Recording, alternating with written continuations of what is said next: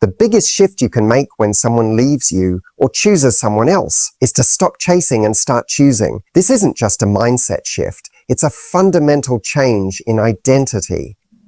Because when a relationship ends, we often go into this reactive state where we're no longer making choices from a place of confidence or clarity. Instead, we're reacting to a loss. And in that reaction, we forget that we still have power. The power to choose how we show up, what we allow, and what we walk toward. Here's what happens when someone breaks up with you or leaves you for someone else. Your brain scrambles to restore your sense of value. You want to prove something. You want to show him, look at me, look what you lost. And this leads to subtle or sometimes overt behaviors where you're not choosing, you're chasing. You might start overanalyzing every text trying to get a response, checking his social media to see what he's doing, or worse, trying to look happier than you are just to get his attention. All of that, while understandable, places your self-worth in his hands. And the moment you do that, you're no longer in your power. You're waiting to be chosen again. But you were never meant to wait. You were meant to choose. Choosing means asking yourself, is this situation aligned with the love I want?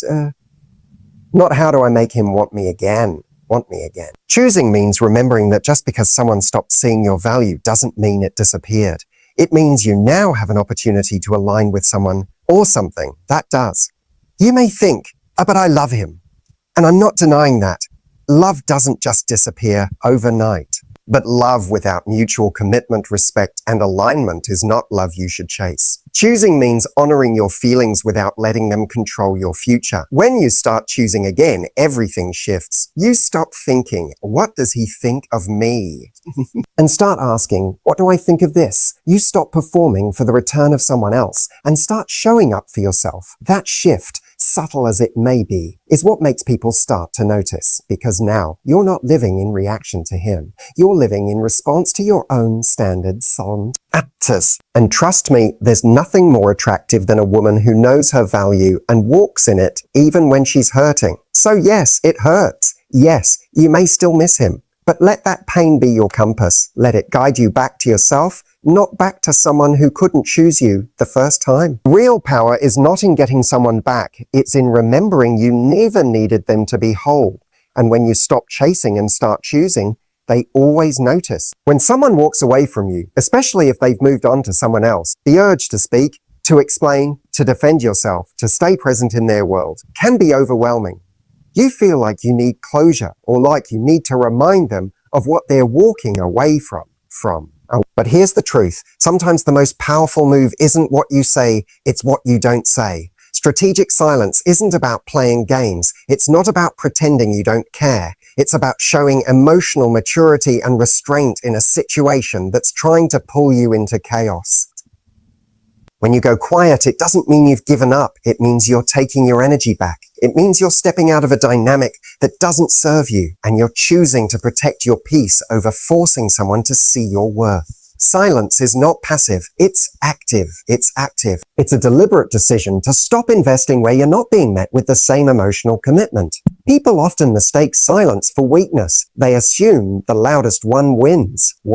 But think about it. In your life, who has impacted you the most? The person who begged for attention, or the one who quietly stepped away when they weren't appreciated? That moment when someone realizes you're no longer available, no longer responding, no longer emotionally engaged, that moment hits different. That silence speaks volumes. It says, I'm not going to fight for a place in someone's life who already let me go. There's a kind of dignity that comes with silence, and that dignity is rare. When you're silent, you give the other person space to actually feel your absence, and that space is where regret is born. That's when their mind starts replaying the moments. That's when they begin to notice that the attention, care, and consistency they once had is gone. And they'll ask themselves, did I underestimate her? This doesn't mean you ignore people to manipulate them. This isn't a trick. It's not about making him suffer or guessing what you're thinking. Strategic silence only works when it comes from a place of truth, when it's rooted in self-respect, not revenge. If your silence is honest, if it's coming from a desire to heal, to let go, and to preserve your energy, then it holds weight. People feel that. And here's the irony. When you use your silence to step back and rebuild your emotional foundation, you stop needing their validation. That silence becomes your strength, not your struggle. You're no longer controlled by whether or not they text back. You're not living in reaction to them anymore. You're choosing you. So instead of saying one more thing, maybe say nothing. Let the absence of your words say what your presence no longer will, because sometimes silence is the loudest self-love statement you'll ever make. When a relationship ends, especially if he moves on to someone else, there's a powerful temptation to shape your behavior around his choices. You start reacting. You try to look happier, more successful, more desirable. You compare yourself to the new person in his life. You start dressing differently, posting more, overthinking every move. All of this is done in the hope that somehow if you present yourself just right, he'll see what he lost and come back. But here's what no one tells you. True power doesn't come from being a reaction. It comes from staying rooted in your identity. When you let go of reactionary behavior and commit instead to being the highest version of yourself, regardless of what he's doing, you become unshakably magnetic. You stop trying to manipulate an outcome and instead you start living in alignment with who you actually are and who you want to be. When you live in reaction to someone else's life, you give your energy away. Think about that. If his actions dictate how you feel, how you behave, or what you post, then he's still in control, even if he's no longer in your life. That's not empowerment. That's dependence dressed up as strategy. But what happens when you stop focusing on him and start focusing on you? Everything changes. You're no longer trying to look confident. You are confident because your actions aren't based on proving anything. You're not rushing to move on just to show him you're okay. You're genuinely building a life that excites you. Your emotional state stops fluctuating based on his attention and starts becoming grounded in the choices you make for your own growth. This is where the real shift happens. He may not notice at first, but over time, when he sees that your glow isn't a performance, but a byproduct of true self-respect, it leaves a lasting impression. You're no longer someone who's trying to be seen. You're someone who's unavoidable simply by being real, whole, and self-directed. And the best part, when you stop being a reaction, you stop needing him to come back to feel validated. You stop looking at him as the prize. You begin to realize that the real prize was always your peace, your worth, your clarity, and anyone who couldn't honor that simply wasn't ready for it. So don't adjust your light to compete with the new person in his life. Don't mold yourself into a reaction. Instead, ask, if I didn't care what he was doing right now, what would I be doing? Who would I be? That's the person you need to become, not for him, but for you. Because when you live from your identity, not your insecurity, people don't just remember you, they feel you're absent. And that's when regret begins to creep in. Not because you chased, but because you didn't have to. After a breakup, especially when he's moved on to someone else, it's easy to forget the emotional math of the relationship. You remember the highs, the intimacy, the connection, but you often gloss over the parts where you were giving more than you were receiving. This is where the emotional audit comes in. And no, it's not about dwelling on pain or blaming yourself. It's about bringing clarity to what really happened so you can move forward with self-awareness and strength. An emotional audit means taking a step back and asking 3 key questions. What did I give? What did I lose? And what do I want moving forward? Let's start with what you gave. Most people give more in a relationship than they realize. Time, energy, emotional labor, forgiveness, patience, you name it. You may have compromised things you swore you'd never compromise, all in the name of love or hope. No, it's important to recognize this, not because you should regret it, but because you need to understand how much you invested. That awareness will teach you the value of your presence and how sacred it is. Then comes the second question. What did I lose? This isn't just about losing the person.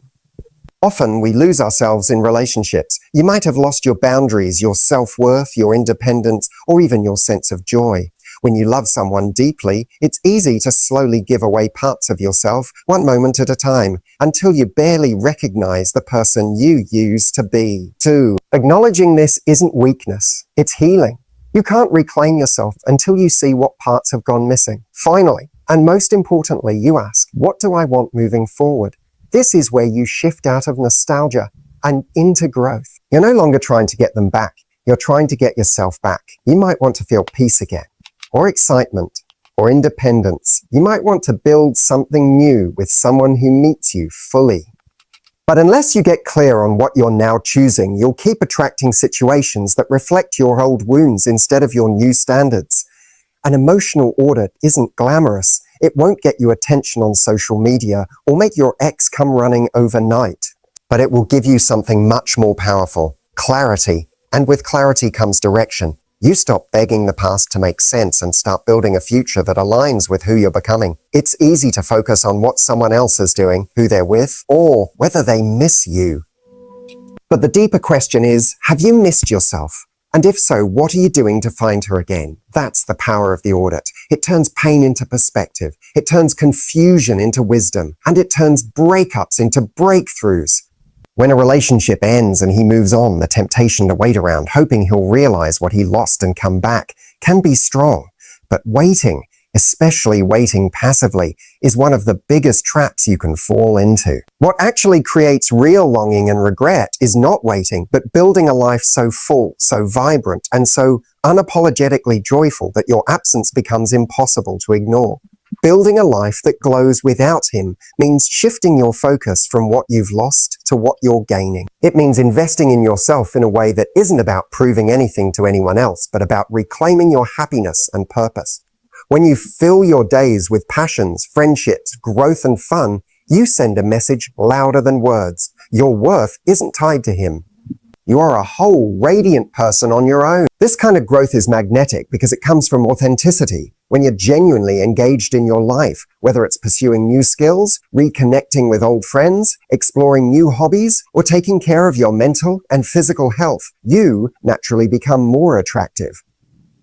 People are drawn to energy that's alive and thriving, not energy that's desperate or waiting. Another important part of building that glowing life is setting boundaries that protect your peace. It's tempting to keep tabs on him or check social media obsessively, but those actions keep you tethered to the past. Instead, create new habits and environments that support your growth. Surround yourself with people who lift you up and remind you of your value. Fill your calendar with activities that excite you and make you feel alive. The more you build yourself up, the more your absence is felt. This is because humans are wired to notice what's missing. When you're constantly available or emotionally accessible, it's easy to take you for granted.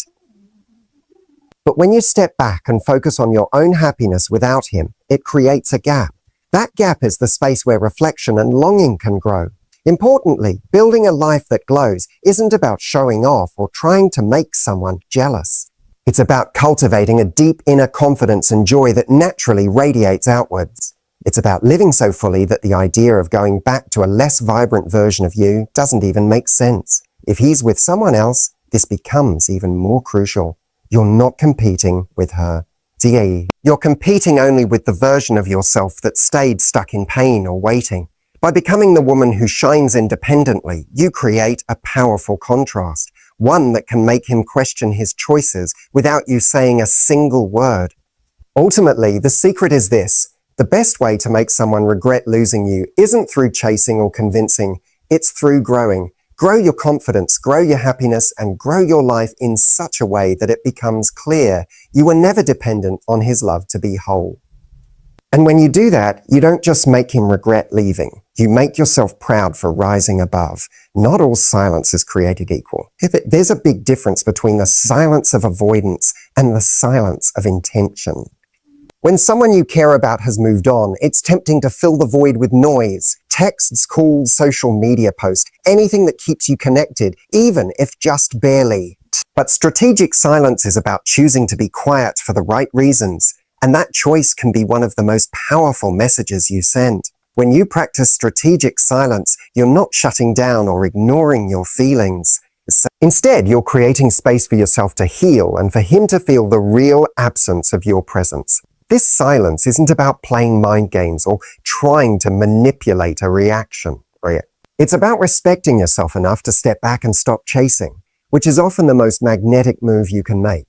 Imagine this: when you're constantly available, responding immediately and reaching out first, you're signaling that your attention is easy to get. It's like giving someone the front row seat to your emotional world without any effort on their part. But when you stop filling that space, when you pull back your availability, it disrupts the pattern. Suddenly, your silence becomes a loud statement. It says, I'm not here to be taken for granted.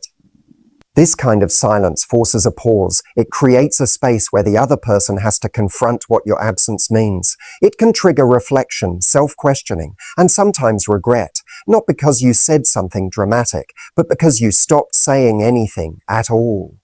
There's also a deeper, more personal benefit to strategic silence. It protects your energy. Chasing after someone who's emotionally unavailable drains you. It keeps you stuck in a cycle of hope and disappointment. But when you choose silence, you choose peace. You give yourself the chance to redirect your focus from him back to you. You're healing your goals, your growth. And here's the important part. Strategic silence works only if it's authentic. If you're silent because you're angry or plotting, it won't carry the same power. People can sense desperation or bitterness, and that only pushes them further away. But when your silence comes from a place of self-love and clarity, it radiates confidence and strength.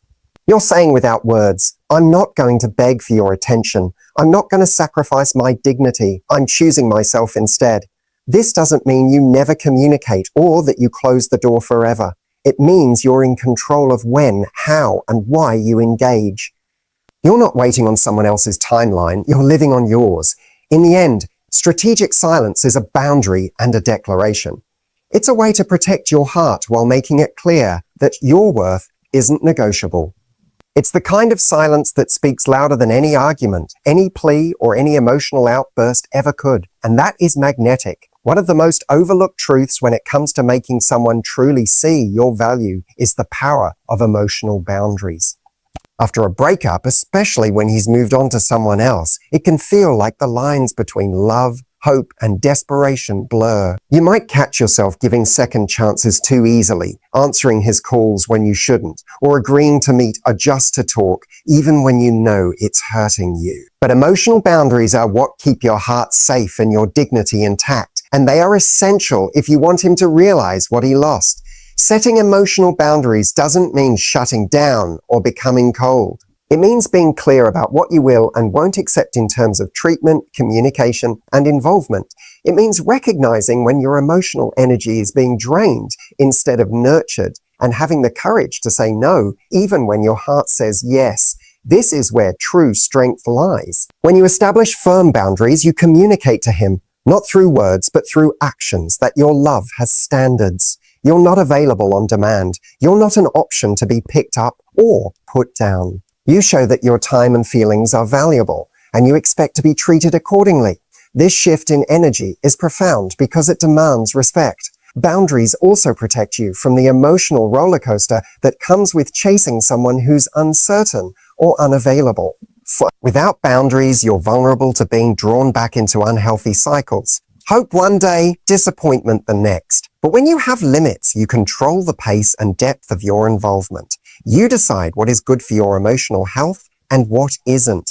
This clarity helps you avoid confusion and pain, making it easier to stay grounded. Another important aspect of emotional boundaries is self-awareness. Knowing your triggers, understanding your needs, and identifying your deal breakers allows you to enforce boundaries without guilt. You don't have to explain yourself endlessly or justify your decisions. When you know your worth, you don't need anyone else's permission to protect it. Interestingly, boundaries are also incredibly attractive. They show confidence and self-respect. When he sees that you won't settle for less than you deserve, that you won't bend or break for anyone, it forces him to reconsider his choices. Sometimes the realization that he can't have you on your terms is what makes him realize what he's lost. But remember, boundaries aren't about control or punishment. They're about love for yourself. They're about creating space where you can heal and grow without the chaos of mixed signals and emotional confusion. They help you build a foundation of respect that any future relationship must honor, whether that's with him or someone new. So if you want him to beg you to come back, even if he's with someone else, start by setting emotional boundaries that protect your heart and honor your worth. Stand firm, be clear, and watch how your strength becomes impossible to ignore. One of the most profound truths about attracting someone back into your life, even if they've moved on, is the power of transformation. So, when a man sees that you've truly changed, not just on the surface, but deep down in your mindset, energy, and daily habits. It stirs something inside him that words alone can't reach. This transformation is less about trying to win him back and more about becoming a version of yourself that commands respect and admiration naturally. Transformation begins with self-awareness. It means taking an honest look at your past patterns, the ways you've given away your power, and the moments where you settled for less than you deserve. It requires courage because change isn't easy, especially when you're dealing with emotional pain. But this process is crucial because it shifts your internal narrative from one of lack and longing to one of abundance and self-love. When you start transforming, you stop being reactive. Instead of obsessing over what he's doing or feeling anxious about his choices, you focus on what you can control, your growth. You invest in your passions, your health, your friendships, and your goals. This isn't about creating a new identity just to impress someone else. It's about reclaiming the best parts of yourself and allowing that authenticity to shine. What's remarkable about this kind of transformation is how magnetic it becomes. People are naturally drawn to growth because it signals strength, resilience, and emotional maturity.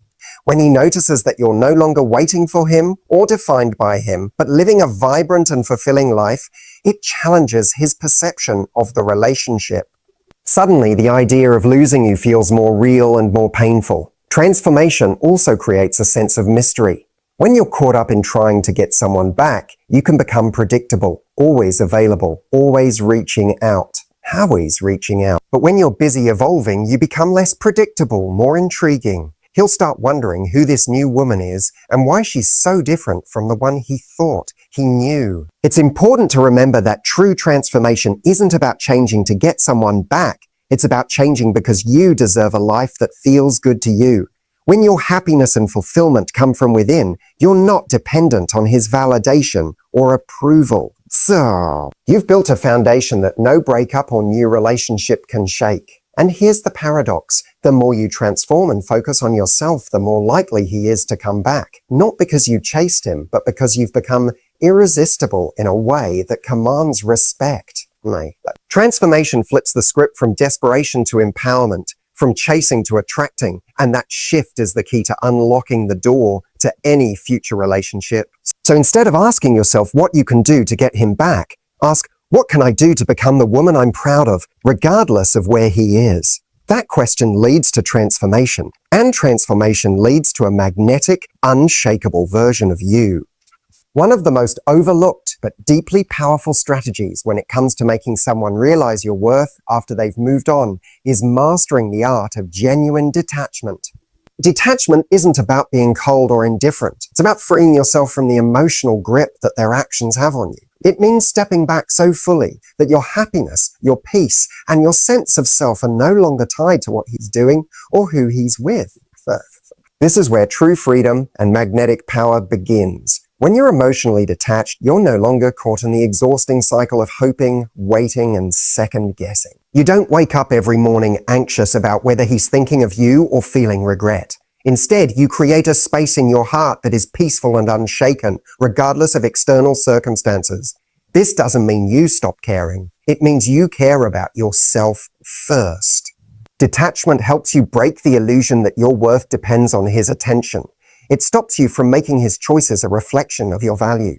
When you master this, you stop reacting emotionally to his new relationship or the idea of him being with someone else. You no longer fall into the trap of comparing yourself to the other woman or trying to compete with her. Instead, you reclaim your emotional sovereignty. The power of detachment also lies in how it changes your energy. When you're emotionally entangled, your energy is tense, anxious, and needy, even if you don't show it on the surface. But when you detach, your energy shifts. You become calm, centered, and confident. This calmness is magnetic because it suggests that you're in control of your own happiness, not dependent on anyone else's approval. Detachment creates a paradoxical effect. The less you chase, the more he notices. When you're no longer emotionally available in the way he's used to, it creates a gap away. This gap forces him to pause and reflect. It's the space where regret grows because suddenly your presence isn't something he can take for granted. Another important aspect of detachment is acceptance. It means acknowledging the reality of the situation without trying to change it forcefully. You accept that he's with someone else, that things might not turn out the way you hoped, and that your life is still moving forward regardless. This acceptance isn't about giving up. It's about making peace with what is so you can open up to what's next. Detachment also protects you from the emotional whiplash that comes with constantly swinging between hope and despair. By setting emotional distance, you avoid the exhausting emotional roller coaster that comes with clinging to someone who isn't fully present for you.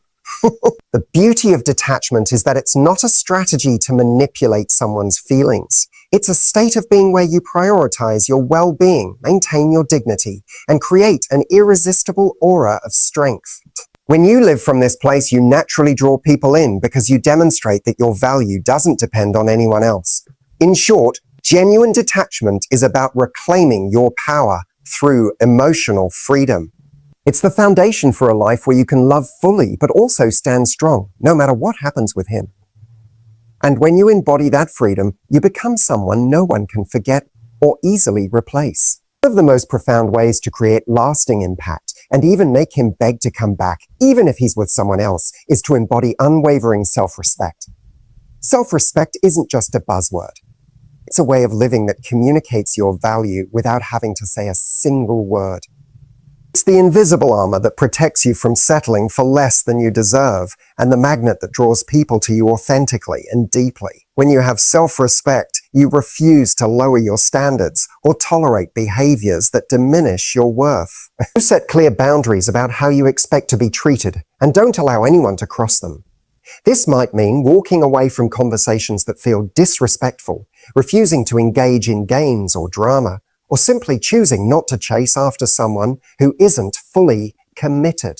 These actions demonstrate that you value yourself highly more than fleeting attention or validation. Living with self-respect also means honoring your own needs and feelings without apology. You don't diminish your emotions to make others comfortable, nor do you ignore your inner voice to please someone else. This kind of authenticity is rare and deeply compelling because it signals emotional maturity and strength. When you show up as someone who knows her worth, it challenges others to meet you on that level or step aside. Moreover, self-respect builds resilience. Breakups and rejection are painful, but when you carry self-respect, you face these challenges with dignity.